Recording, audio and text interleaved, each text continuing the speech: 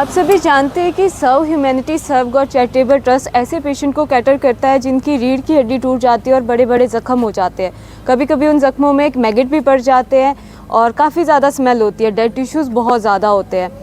ऐसी ही और भी बहुत सी डिजीज़ है जो रेयर डिजीज़ कंडीशन के अंदर आती है, जिसमें न्यूरोलॉजिकल डिजीज़ के साथ साथ मस्कुलर डिस्ट्रॉफी भी है। मस्कुलर डिस्ट्रॉफी एक ऐसी डिजीज़ है जो जेनेटिकली बच्चों में आ जाती है।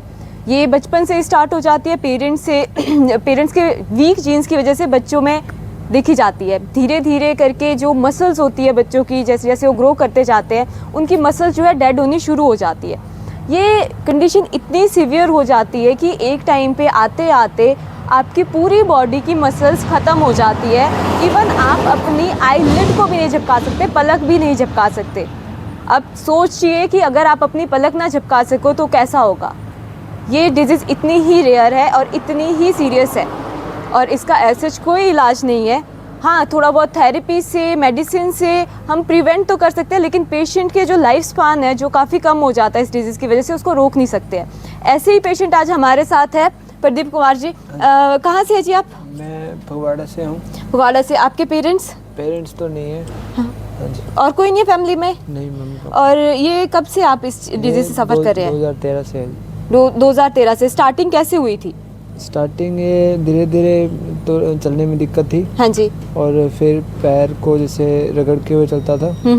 फिर धीरे धीरे फिर जब लास्ट टाइम में जब चलना बंद हुआ था, हाँ जी, तब बॉडी बहुत तेज हो गई थी, मतलब फास्ट हो गई थी। अच्छा। तो फिर चलना बंद हो गया। तो आपको कब पता चला कि आपको मस्कुलर डिस्ट्रॉफी है? ये डॉक्टर को चेक करवाया था, मेडिकल बना था ना। हाँ जी। डिसेबिलिटी सर्टिफिकेट बना था उसमें। उस टाइम पता चला, उससे पहले नहीं पता था? उस टाइम आपको लगा नॉर्मल है, नहीं चल पा रहा होगा।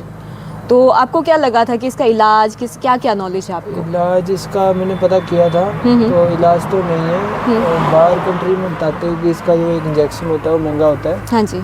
और यहाँ तो फिजियोथेरेपी और एक मेडिसिन बताई गई थी, बैक्लोफिन 10 mg 5 mg बैक्लोफिन मेडिसिन है जिसकी वजह से जो मसल्स की स्टिफनेस है, बॉडी में जो स्टिफनेस है, उसको कुछ हद तक के लिए कम किया जाता है। जैसे कि मैंने पहले बताया कि ऐसी कंडीशन में जो मेडिसिन्स होती है वो थोड़ा सा रिलीफ देती है, लेकिन जो लाइफ स्पान शॉर्ट हो गया है उसको रोक नहीं सकते।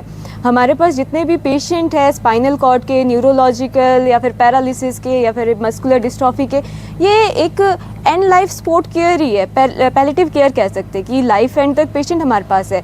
पेशेंट की सीवियर कंडीशन कभी भी बन सकती है, कोई पता नहीं है। देखने में आपको ये पूरे लगते होंगे कि हाँ क्या इशू है जी, ऐसा कुछ तो दिख नहीं रहा, कोई इंजरी नहीं दिख रही है, लेकिन जो डिफ़िकल्टी ये फेस कर रहे हैं वो आप सोच नहीं सकते, वो आपकी सोच से भी कहीं ज़्यादा है। ऐसी डिफ़िकल्टीज़ में अपनी ज़िंदगी को देखना बहुत मुश्किल है। धीरे धीरे करके अगर आपकी बॉडी के पार्ट्स वर्क करना बंद करें तो वो आप ही समझ सकते हो कि कैसा महसूस होगा।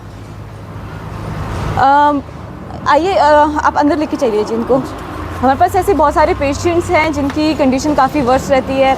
बहुत सारे पेशेंट हैं जो अपनी ज़िंदगी भी एंड यहीं पे करते हैं और संगत से हमेशा इस सपोर्ट की उम्मीद करते हैं कि ऐसे पेशेंट को टेक केयर के लिए और ऐसे केयर के लिए काफ़ी ज़्यादा ज़रूरत पड़ती है संगत के सपोर्ट की।